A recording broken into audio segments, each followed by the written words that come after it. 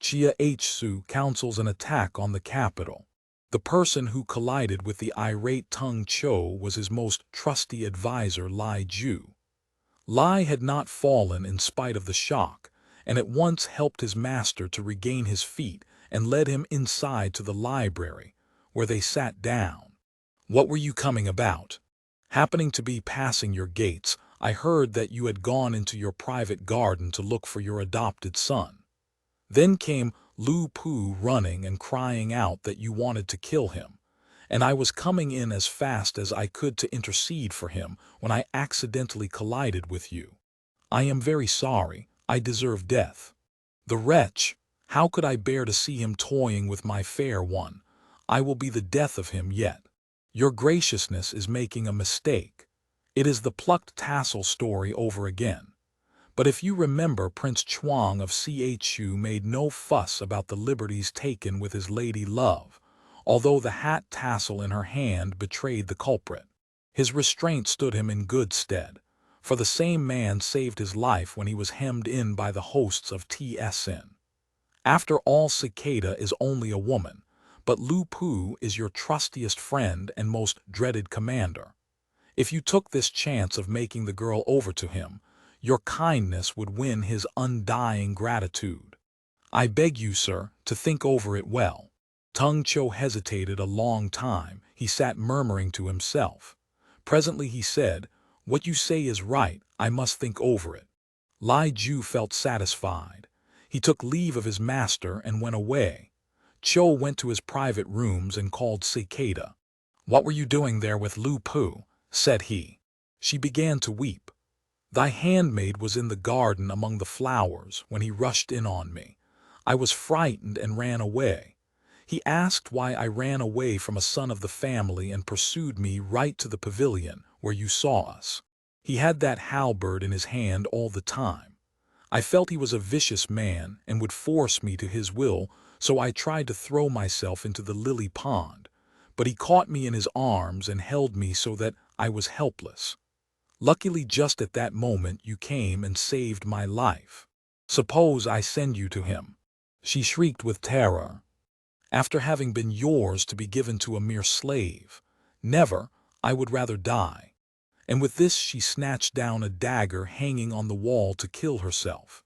Tung Cho plucked it from her hand and, throwing his arms about her, cried, "I was only joking." She lay back on his breast, hiding her face and sobbing bitterly. "This is the doing of that Lai Ju," said she. "He is much too thick with Lu Pu. He suggested that, I know. Little he cares for your reputation or my life. Oh, I would like to eat him alive. Do you think I could bear to lose you? Though you love me, yet I must not stay here. That Lu Pu will do me some harm if I do. I fear him. We will go to Meiwu tomorrow, you and I, and we will be happy together and have no cares." She dried her tears and thanked him. Next day Lai Ju came again to persuade Tung Cho to send the damsel to Lu Pu. "This is a propitious day," said he. "He and I standing in the relation of father and son, I cannot very well do that," said Tung Cho. "But I will say no more about his fault. You may tell him so and soothe him as well as you can." "You are not being beguiled by the woman, are you?" said Lai. Tung Cho colored. "Would you like to give your wife to somebody else? Do not talk about this any further. It would be better not to." Lai left the chamber. When he got outside, he cast his eyes up to heaven, saying, "We are dead men, slain by the hand of this girl." When a certain student of history reached this episode, he wrote a verse or two. Just introduce a woman, conspiracies succeed. Of soldiers or their weapons, there really is no need. They fought their bloody battles and doughty deeds were done. But in a garden summer house the victory was won. The order was given to journey to Meiwu, and the whole body of officers assembled to add luster to the start. Cicada, from her carriage, saw Lu Pu among the crowd. She at once dropped her eyes and assumed an appearance of deepest melancholy. After the cavalcade started, and when her carriage had almost disappeared in the distance, the disappointed lover reined in his steed on a mount, whence he could watch the dust that rose around it. Unutterable sadness filled his heart. Suddenly a voice said, "Why do you not accompany the minister, Marquis, instead of standing here and sighing?" It was Wan Yun. "I have been confined to the house by illness these few days," continued he, "so I have not seen you, but I had to struggle out today to see the minister set off. This meeting is most fortunate, but why were you sighing?" "Just on account of that damsel of yours," said Lu Pu. Feigning great astonishment, he said, "So long a time and yet not given to you. The old ruffian has fallen in love with her himself.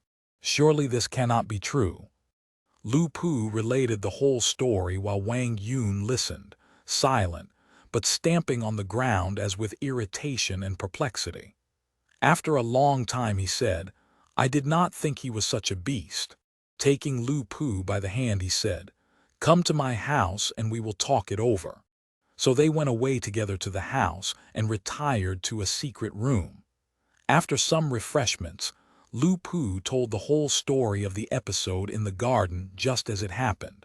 "He seems to have corrupted my little girl and has stolen your wife. He will be an object of shame and ridicule to the whole world, and those who do not laugh at him will laugh at you and me. Alas, I am old and powerless and can do nothing. More's the pity. But you, Commander, you are a warrior, the greatest hero in the world. Yet you have been put to this shame and exposed to this contempt."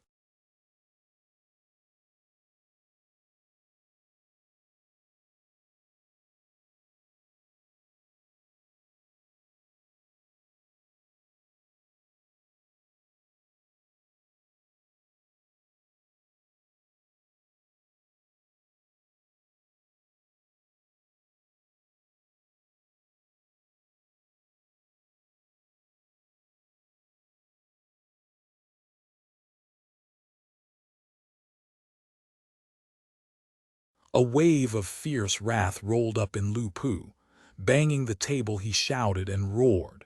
His host ostentatiously tried to calm him, saying, "I forgot myself. I should not have spoken like that. Do not be so angry, I pray. I will kill the wretch, I swear it. In no other way can I wash away my shame." "No, no, do not say such a thing," said Wang, putting his hand over the other's mouth. "You will bring trouble on poor me. When a man is born great, he cannot be patient for long under another man's domination," said Lu Pu. "It needs someone greater than the minister to limit the scope of such talents as yours." Lu Pu said, "I would not mind killing the old wretch were it not for the relation in which we stand. I fear to provoke the hostile criticism of posterity." His host smiled. "Your name is Lu, his is Tung. Where was the paternal feeling when he threw the halberd at you?" "I had been misled if you had not said that," said Lu hotly. Wang Yun saw the effect of his words and continued, "It would be a loyal deed to restore the house of Han, and history would hand down your name to posterity perpetually fragrant.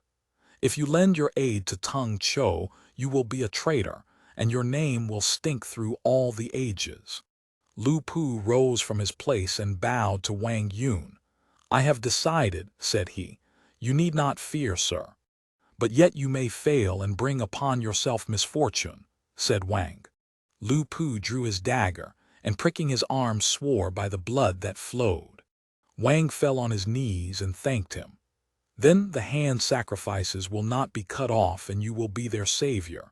But this must remain a secret, and I will tell you how the plot shall be worked out." Lu Pu took leave with great emotion. Wang Yun took into his confidence 2 colleagues, Sun Jui and Huang Yuan. The former said, "The moment is favorable. The emperor has just recovered from his illness, and we can dispatch an able talker to Meiwu to persuade Tung Cho to come here to discuss affairs. Meanwhile, we will obtain a secret decree as authority for Lu Pu. Lay an ambush just inside the palace gates to kill Cho as he enters. This is the best plan to adopt. But who would dare to go? Lai Su would go. He belongs to the same district as Lu Pu and is very angry with the minister for not advancing him. His going would excite no suspicions. Good, said Wang Yun. Let us see what Lu Pu thinks of it. When Pu was consulted, he told them that this man's persuasion had led him to kill Ting, his former benefactor. If he refused this mission, I will kill him, said he. So they sent for Lai Su. When he arrived, Lu Pu said, Formerly you talked me into killing Ting and going over to Tung Chou. Now we find Tung Chou means evil for the emperor and is an oppressor of the people. His iniquities are many, and he is hated of gods and men. You go to Meiwu, say you have a command from the emperor to summon Tung Chou to the palace. He will come and he will be put to death. You will have the credit of being loyal and restoring the hands. Will you undertake this? I also wish to slay him, was the reply, but I could not find any to assist me. How can I hesitate? Your intervention is directly from heaven. And he snapped an arrow in twain, as register of his oath. If this succeed, what glorious rank will be yours, said Wang Yun. Next day Lai Su, with a small escort, set out for Meiwu and announced himself as bearer of a decree. He was conducted into Tung Chou's presence. After he had made his obeisance, Tung asked what the decree was. His Majesty has recovered, and wishes his ministers to meet him in the palace to consider the question of his abdication in your favor. That is what this summons means. What does Wang Yun think of the scheme? Wang Yun has already begun the construction of the terrace of abdication, and only awaits my lord's arrival. Last night I dreamed a dragon coiled round my body, said Tung Chou, greatly pleased, and now I get this happy tidings. I must not neglect the opportunity. So he gave instructions for the safekeeping of his city, and announced his intention of starting on the morrow. When I am emperor, you shall be my precursor, said he. Your minister thanks you, said Lai. Chou went to bid farewell to his aged mother. Whither are you going, my son? I go to receive the abdication of Han, and soon you will be Empress Dowager. I have been feeling nervous and creepy these few days. It is a bad sign. Anyone about to become the mother of the state must have premonitions, said her son. He left her with these words. Just before starting, he said to Cicada, When I am emperor, you shall be Kui Fei, the first of my ladies. She bowed low, thanking him, but she knew and inwardly rejoiced. He went out and mounted his carriage, and began his journey to the capital with an imposing escort. Less than halfway, the wheel of his carriage broke. He left it and mounted a horse. Soon after, the horse snorted and neighed, threw up his head and snapped the reins. Tung Chou turned to Lai Su and asked what these things portended. It means that you are going to receive the abdication of the hands, which is to renew all things, to mount the jeweled chariot and sit in the golden saddle. And Chou believed him. During the second day's journey, a violent gale sprang up, and the sky became covered with a thick mist. The wily Lai Su had an interpretation for this also. You are ascending to the place of the dragon. There must be bright light and lurid vapor to dignify your majestic approach. Chou had no more doubts. He presently arrived and found many officials waiting without the city gate to receive him, all but Lai Ju, who was ill and unable to leave his chamber. He entered and proceeded to his own palace, where Lu Pu came to congratulate him. When I sit on the throne, you shall command the whole armies of the empire, horse and foot, said he. That night Chou slept in a tent in the midst of his escort. In the suburbs that evening, some children at play were singing a little ditty, and the words drifted in on the wind. The grass in the meadow looks fresh now and green, yet wait but 10 days, not a blade will be seen. 3. The song sounded ominous, but Lai Su was again prepared with a happy interpretation. It only means that the lias are about to disappear, and the tongues to be exalted. Next morning, at the first streak of dawn, Tung Chou prepared for his appearance at court. On the way he saw a Taoist, dressed in a black robe and wearing a white turban, who carried in his hand a tall staff with a long strip of white cloth attached. At each end of the cloth was drawn a mouth. "What is the meaning of this?" said Tung Cho. "He is a madman," said Lai Su, and he told the guards to drive the fellow away. Tung Cho went in and found all the officials in court dress lining the road. Lai Su walked beside his carriage, a sword in his hand. When he reached the side room on the north, he found soldiers drawn up outside, and only the pushers of the palace carriage, a score or so, were allowed to proceed further. When he arrived near the reception hall, he saw that Wang Yun and all the other officials standing at the door were armed. "Why are they all armed?" said he to Lai Su. Lai Su was silent. The pushers urged the carriage forward swiftly to the entrance. Suddenly Wang Yun shouted, "The rebel is here. Where are the executioners?" At this call sprang from both sides men armed with halberds and spears who attacked Tung Cho. He had not put on the breastplate he usually wore, and a spear pierced his breast. He sank down in the carriage, calling loudly for his son. "Where is Feng Xin?" "Here, and with a decree to deal with a rebel," said Lu Pu savagely, as he appeared in front of his father. Thereupon he thrust his halberd through his victim's throat. Then Lai Su hacked off the head and held it up. Lu Pu, his left hand holding his halberd, thrust his right hand into his bosom, whence he drew the decree, crying. The decree was to slay the rebel Tung Cho, no other. The whole assembly shouted, "Live forever, O Emperor!" A sympathetic poet has written a few lines in pity. "Await the time, O noble, and be king, or failing, reap the solace riches bring. Heaven Enur is partial, but severely just. Meiwu stood strong, yet now it lies in dust." The lust of blood awakened.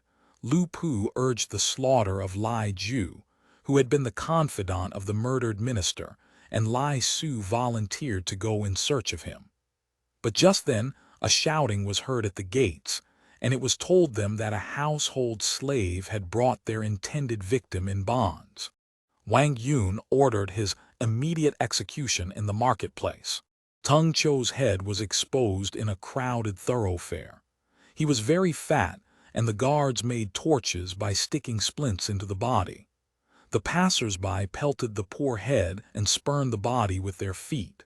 A large force under Lu Pu was sent to destroy Meiwu. His first captive was Cicada. Then they slew every member of the Tung family, sparing none, not even his aged mother. Some of his particular adherents, with the flying bear force, fled to Qingchu. In Meiwu were hidden many young ladies of good family. These were set free. The spoil was enormous. Stores of wealth in all its forms had been collected there. When they returned to report success, Wang Yun rewarded and feasted the soldiers. Banquets were held in the halls to which all the officials were invited. They drank and congratulated each other. While the feasting was in progress, it was announced that someone had come and was wailing over the corpse exposed in the marketplace. "Tung Cho has been put to death," said Wang Yun angrily. "Everybody is glad to be rid of him, and yet one is found to lament over him. Who is this?" So he gave orders to arrest the mourner and bring him in. Soon he was brought in, and when they saw him all were startled, for he was no other than Tsi Young the Shicheng. Wang Yun spoke to him angrily. "Tung Cho has been put to death as a rebel, and all the land rejoices. You, a Han minister, instead of rejoicing, weep for him. Why?" Young confessed his fault. "I am without talent, yet know I what is right.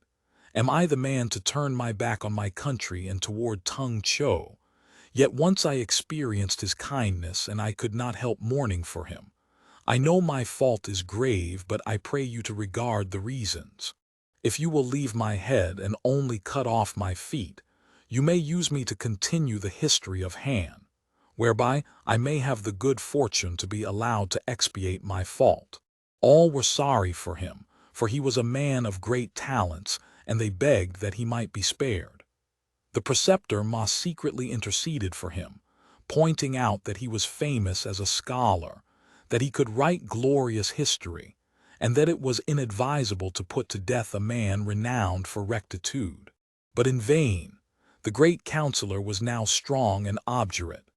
Suma Chiin was spared and employed on the annals, with the result that many slanderous stories have been handed down to us. This is a trying period of great perplexity, and we dare not let a specious fellow like this wield his pencil in criticism of those about the court of a youthful prince, and abuse us as he will. Remonstrance and appeal being vain, Ma retired. But he said to his colleagues, "Is Wang Yun then careless of the future? Worthy men are the mainstay of the state. Laws are the canons of action. To destroy the mainstay and nullify the laws is to hasten destruction." As was just said, Wang Yun was obdurate. The man whose offense was an expression of gratitude was thrown into prison, and there strangled. The people of that day wept for him, for they refused to see any offense in what he had done, and death was a harsh punishment. Tung, the harsh dictator, tyrannized the state, fell, and his sole mourner shared his direful fate. Chuko in seclusion was content to dream, felt his worth, and never helped a traitor's scheme. Those of his adherents whom Tung Cho had left to guard his city fled when their master was slain and went into Shaanxi. Thence they sent in a memorial entreating amnesty. But Wang Yun would not hear of it. 4 of them were the chief instruments of Cho's aggressions. Now, though a general amnesty were proclaimed, these men should be excluded from its benefit. The messenger returned and told the 4 there was no hope of pardon, and they could only flee. Advisor Chia Su said, "If we throw away our arms and flee singly, then we shall fall easy victims to any village beadle who may seize us. Rather let us cajole the Shaanxi people to throw in their lot with us and make a sudden onslaught on the capital, and so avenge our master. If we succeed, we control the court and the country. It will be time enough to run away if we fail." The plan was adopted, and they spread abroad the story that Wang Yun intended to harry the district.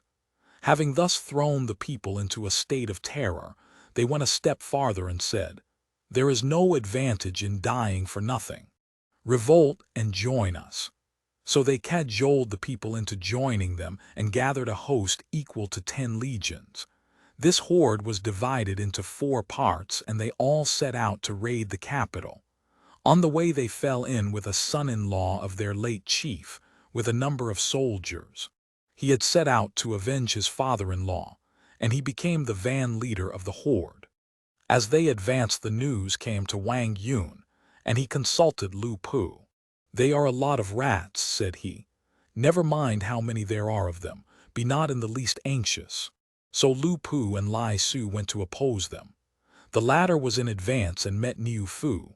They fought. Niu Fu was outmatched and retired. But unexpectedly Niu Fu returned in a night attack, found Lai Su quite unprepared, and drove his force some 30 li, slaying many. Lai went to tell his chief, who raged at him, saying, "You have sullied my reputation as a warrior and destroyed my prestige." And he put Lai Su to death, exposing his head at the camp gate. Next day Lu Pu advanced his own force and engaged Niu Fu.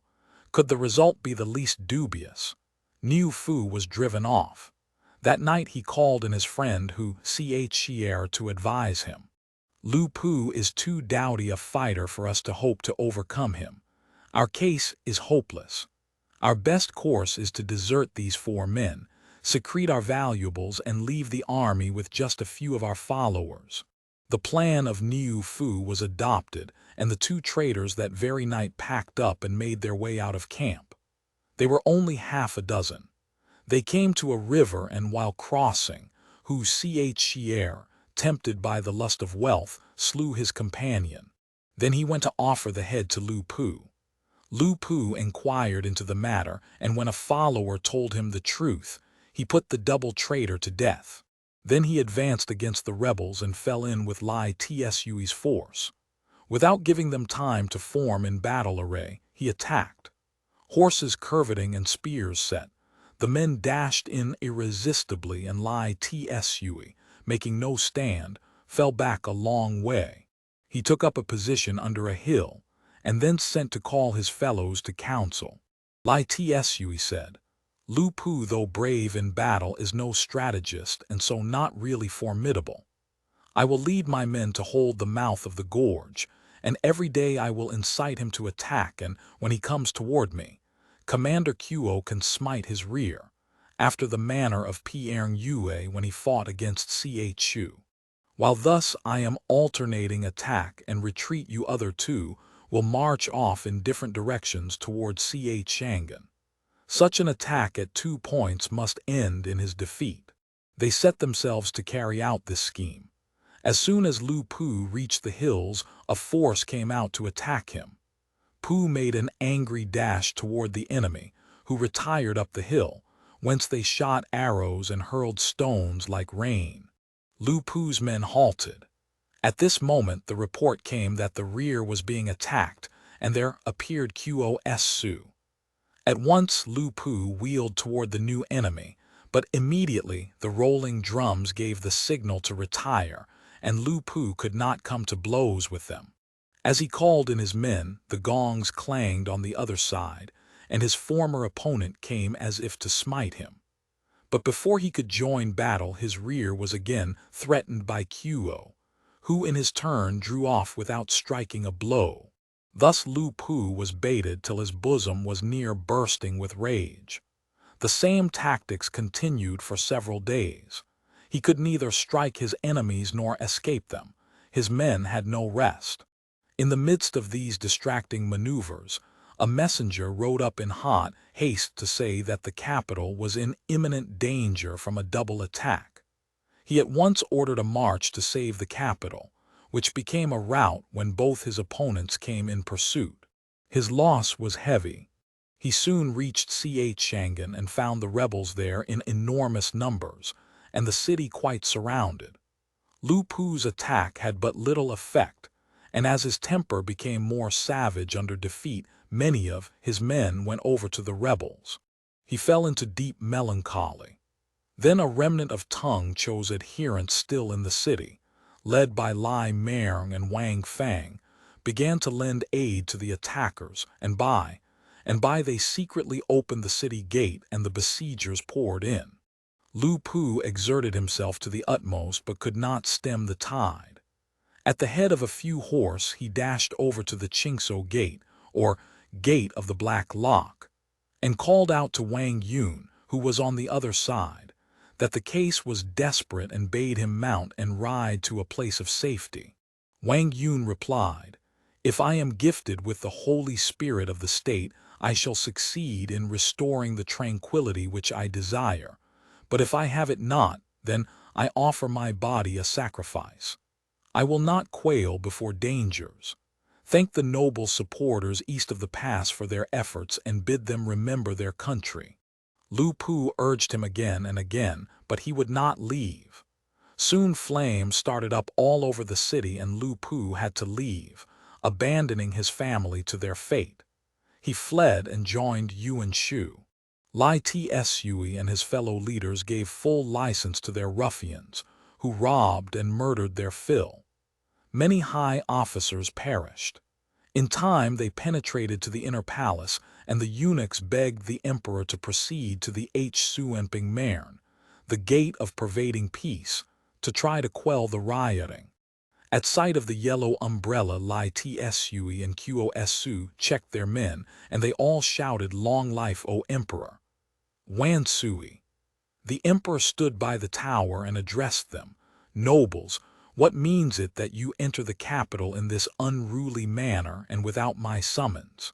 The two leaders looked up and said, "Tung Cho, your Majesty's minister, has been slain by Wang Yun, and we are here to avenge him. We are no rebels, sire. Let us only have Wang Yun, and we draw off our men." Wang Yun was actually among the courtiers and at the emperor's side. Hearing this demand, he said, "The plan was made for the benefit of the throne, But as this evil has grown therefrom, your majesty will not grudge losing me. I have brought about evil, and I will go down to these rebels." The emperor was torn with sorrow and wavered. But the faithful minister leaped from the wall crying, "Wang Yun is here." The two leaders drew their swords, crying, "For what crime was our master slain?" His crimes filled the heavens and covered the earth. No tongue can tell them. The day he died was a day of rejoicing in the whole city, as you well know, said Wang. And if he was guilty of some crime, what had we done not to be forgiven? Seditious rebels, why bandy words? I am ready to die. And he was slain at the foot of the tower. Moved by the people's sufferings, vexed at his prince's grief, Wang Yun compassed the traitor's death, that they might find relief. Everyone knows him a hero, leal to the state alway. Living he guarded the princely towers, his soul keeps guard today. Having done the loyal minister to death at his master's feet, they proceeded to exterminate also his whole family. Everyone mourned. Then said the ruffians to each other, "Having gone so far, what could be better than to make away with the emperor and complete our scheme?" The traitor condoned his crime, rebellion ought to cease. But his licentious followers disturbed the empire's peace. The fate of the emperor will be disclosed in the next chapter.